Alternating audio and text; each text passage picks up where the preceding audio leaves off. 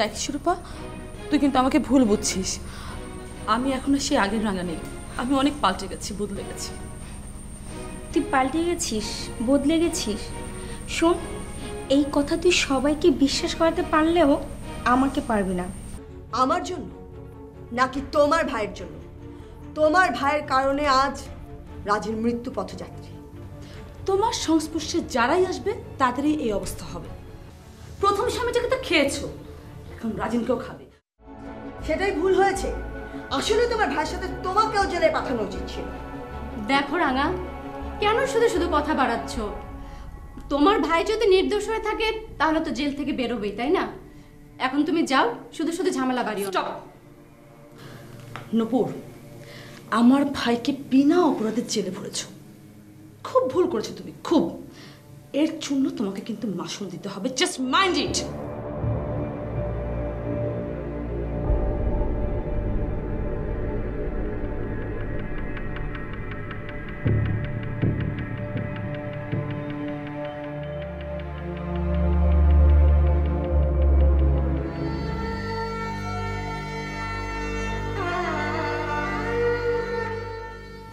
তুমি এখানে বসে আছো? মা, তুমি কাঁদছো কেন? আমার ছেলেকে পুলিশ অ্যারেস্ট করে নিয়ে গেছে। এবার তার বিরুদ্ধে অ্যাটেম্পট টু মার্ডার কেস দেওয়া হয়েছে। আমার মনে হয় না আমার ছেলেটা এবার এত সহজে ছাড়া পাবে। উফ মা, ভাইয়া কেন ছাড়া পাবে না? ভাইয়া তো আর গুলি করেনি। হ্যাঁ, ভাইয়া যা বলেছে শুধুমাত্র ভয় দেখানোর জন্য। তাছাড়া ভাইয়াই যে কাজটা করেছে এমন কোনো সাক্ষী প্রমাণ তো নেই। তাহলে ভাইয়া কেন ছাড়া পাবে না? এতে কোনো সন্দেহ নেই যে বিকন এই কাজ করেনি। কিন্তু মা, মানুষ যে এত খারাপ, এমনভাবে কেসটা সাজাবে যে দেখা যাবে যে বিকন এই কাজটা করেছে।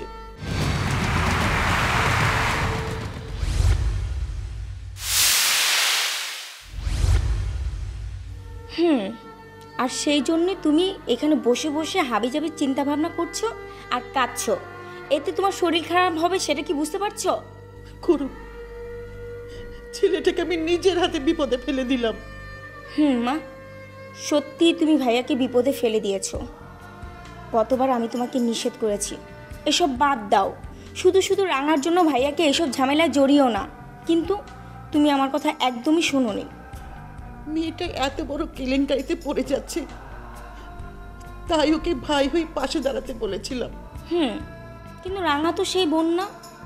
এর আগেও রাঙা ভাইয়াকে জেলে পাঠিয়েছিল, আর এইবার সেই রাঙার জন্য তুমি ভাইয়াকে আবার বিপদে ফেললে। রাঙা একটা বাজে মেয়ে, যে কিনা নিজের পায়ে নিজেই কুড়াল মারে। আমার বোন নিজের পায়ে কুড়াল মারছে, এর জন্য তোরা দায়ী, তোরা। দেখলে মা, ওরা এখনো আমাদের দোষ দিয়ে যাচ্ছে। এখন না, সারা জীবন দিব। কারণ কেন জানিস? কারণ হলো রাজিনরা তোদের ভাই, আর এই সব চক্রান্তের মধ্যে তোরা আছিস, তোরা জড়িত আছিস। হতে পারে রাজিনরা ওদের ভাই, কিন্তু পারমিতা, বিকন ওদের সাথে ঝামেলা যায়নি রাঙার ব্যাপারটা নিয়ে। আজ বিকন জেলে, কার জন্যে? কিন্তু এটা বিকনের কাজ না, সব হলো আপনাদের সাজানো নাটক। একটু হিসাব মিলান, তখন দেখবেন যে সব কিছু মিলে আপনারা নিজেই লজ্জা পেয়ে গেছেন। কেন লজ্জা পাবো? এ কারণেই লজ্জা পাবি, তখন বুঝতে পারবি যে কত কাঁচা প্ল্যান করেছিস তোরা। হ্যাঁ, এক নিমিষেই মানুষ বুঝতে পারে।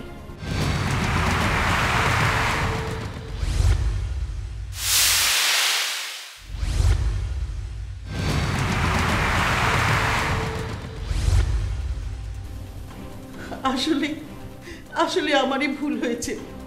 শিরোপাই ঠিক, তোদের যে মন মানসিকতা, তোদের সাথে আমার ছেলেটাকে না জড়ালে ভালো হতো।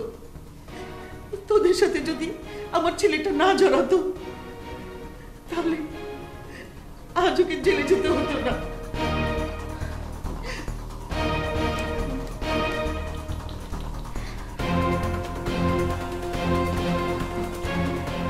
শোন, আমার মা বুঝলো ঠিকই, কিন্তু একটু দেরিতে।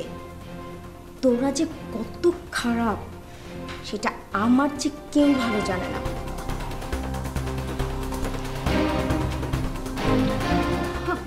খারাপ? খারাপের দেখলে কি, সামনে এমন খারাপ করব যেটা চিন্তাও করতে পারবে না, কোনো দিন না।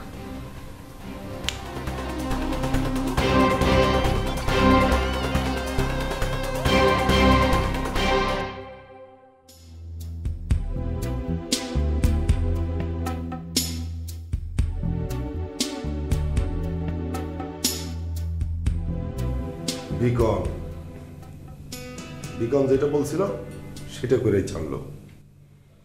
করলো তো করলো, দুপুর তোমার লগে করলো। বিকন বিকন বলছিল যে বিয়ের আসরে ওনাকে গুলি করবে, সেটা করলো। যাক, তাও আল্লাহ বাঁচাইছে, সামান্যের জন্যে তুমি বিধবাটা হইলা না।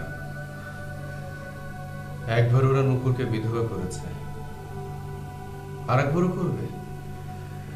এত সহজ না ভাইজান, শত চেষ্টা করে যখন পারেনি আর পারবেও না। তুমি অসুস্থ, হাসপাতাল থেকে ফিরেছো, তুমি কথা বলো না, রেস্ট নাও।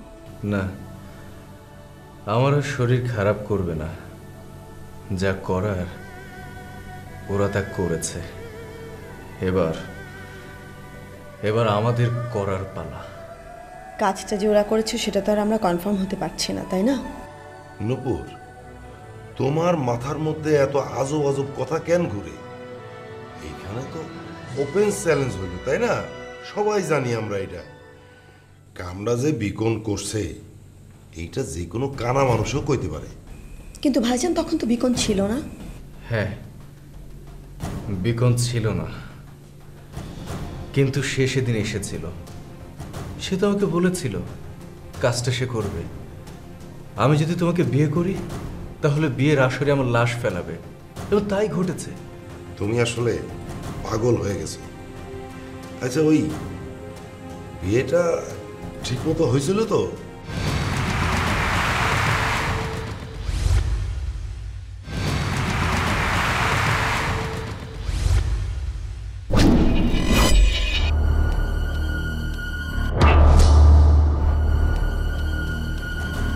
মানে এসব তুমি কি বলছো?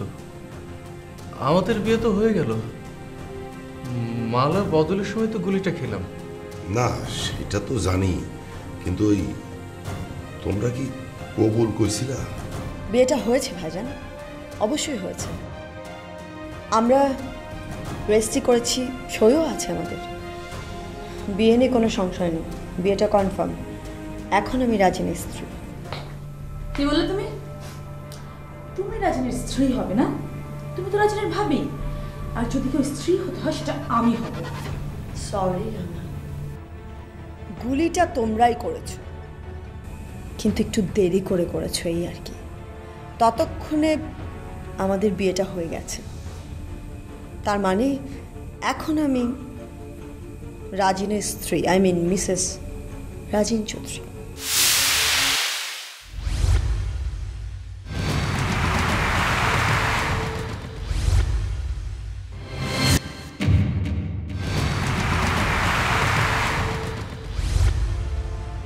কোনোদিনও না, কখনো হবেও না। আসলে যে গুলিটা করেছে না, খুব ভুল করেছে। সেই গুলিটা রাজনকে না করে তোমাকে করা উচিত ছিল। এখন কেন এখানে এসেছো রাঙা? সব শেষ, আমাদের বিয়ে হয়ে গেছে। আমি এখন বিবাহিত, নূপুর আমার স্ত্রী। আমি মানি না রাজি। তোমার মানা না মানা দিয়ে কিচ্ছু এসে যায় না। আমি জানি যে তোমার মানতে খুব কষ্ট হচ্ছে, কিন্তু এটাই যে সত্য রাঙা, আর সত্য তো তোমাকে মানতেই হবে। সরি রাজন চৌধুরী, বিয়ে যদি করতেই হয় সেটা আমাকেই করতে হবে। আমি তোমার স্ত্রী। আচ্ছা, আমার কথা তোমরা শোনো। এত বেশি চিল্লাপাল্লা কেন করতেছো তোমরা? মুসলিম আইনে পুরুষ মানুষের 4টা বিয়ে করার নিয়ম আছে, কিন্তু রাজিন নূপুরে বিয়ে করছে, সমস্যা নাই। কদিন পর তোমারও বিয়ে করবে, আর তখন নূপুর ওর 1 নম্বর স্ত্রী হবে আর তুমি 2 নম্বর স্ত্রী হবা।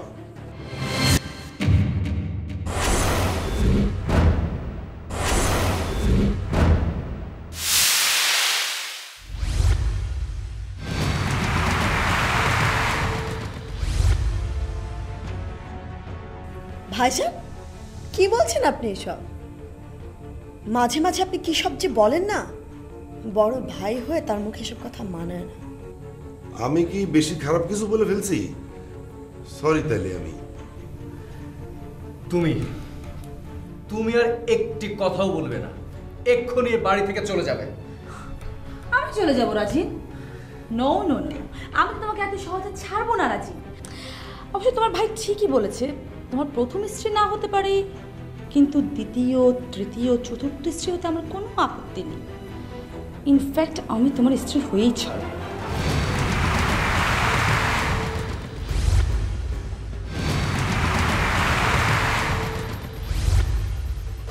রাঙা, আমি কিন্তু কথাটা ভুল করে কয়ে ফেলছি, তুমি আবার এটারে কিন্তু ইস্যু বানাও না। আসলে বিকনের সাথে তোমার নামটাও চার্জশিটে দেওয়া উচিত ছিল, তাহলে দুজনকে একসাথে জেলে ঢোকাতে পারতাম। আমার ভাইকে মিথ্যে মিথ্যে জেলে ঢুকিয়েছ, এর সাজা তুমি পাবে কিন্তু নূপুর। খুব বেড়েছ, আগে তোমার বাড়াটা আমার কমাতে হবে। মিথ্যে? মোটেই মিথ্যে না। তোমার ভাই ওপেন ফোরামে হুমকি দিয়েছে বিয়ের আসরে রাজিনকে হত্যা করবে, এবং সেই চেষ্টা সে করেছে। এই আসামি সে তো আদালত বিচার করবে, বাট আমার আদালতে আমি তোমাকে কোনোদিন মাফ করবো না। তুমি আমার রাজিনকে বিয়ে করে খুব অন্যায় করেছো, পস্তাতে হবে তোমাকে।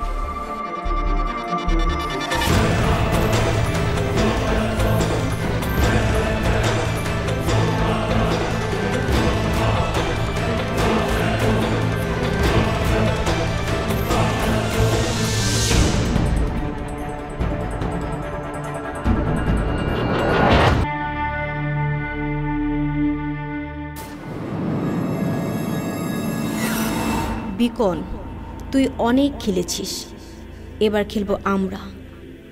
রাঙাপুর দুর্বলতার সুযোগ নিয়ে তোরা অনেক খেলেছিস। রাঙাপু এত ভালো মেয়ে নয়, কিন্তু সে এখন ঘুমিয়ে আছে। ওকে জাগাতে হবে, ওকে জাগিয়ে তুলবো আমি। ওর জেগে ওঠার সময় হয়েছে। রাজিন নূপুরের বিয়ে হয়ে গেছে,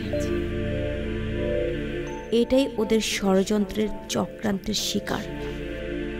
মির্জা কামালের পরিবার তোরাও, আমরাও। এ কথা কেন ভুলে যাস? শিরোপা তুই, তোর মা, কেউ পার পাবি না। মির্জা কামালের সম্পত্তির একটি অংশের ভাগিদারও তোরা পাবি না। এবার দেখবি তোরা কতটুকু খেলেছিস আর আমরা কতটুকু খেলবো। আমাদের ভয়ঙ্কর রূপ এবার দেখবি আর বুঝবি আমরা কতটা ভয়ঙ্কর। ওয়েট কর।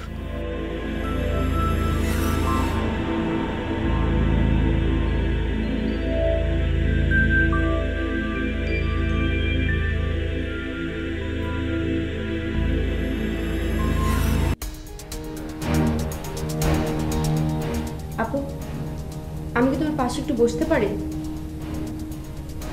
আমার কাছে বসতে তোর পারমিশন লাগে? আগে লাগতো না, কিন্তু এখন লাগে।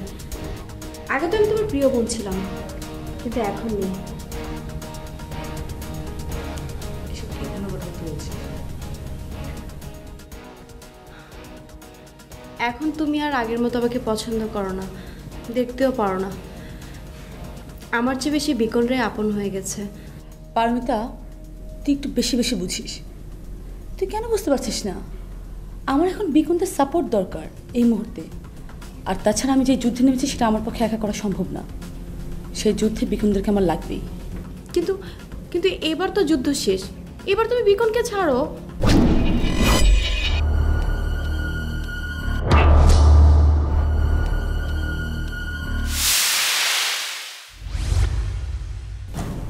যুদ্ধ শেষ মানে? না, মানে বিকনের সাথে যুদ্ধ। বিকন তো হেরে গেল, আর হারা সৈনিক নিয়ে যুদ্ধ করে কি লাভ? হ্যাঁ, বড় ভাই হেরে গেছে। এখন তাহলে আমি কি করব? আমি তো রাজিনকে ছাড়বো না। আহা, রাজিনকে ছাড়তে কে বলেছে তোমাকে? আমি বুঝাতে চাচ্ছি এবার তুমি তোমার প্রতিশোধ নিজের হাতে নাও। আর আর ওইসব বিকন, ওদের কিন্তু আমার মোটেও বিশ্বাস হয় না। আমি বুঝতে পারছি না পারমিতা, তুই আমাকে কি বলতে চাস? একটু ক্লিয়ার করে বল তো। বিকন তোমাকে মিথ্যে আশ্বাস দিচ্ছে, এগুলো সব তার পাতানো নাটক।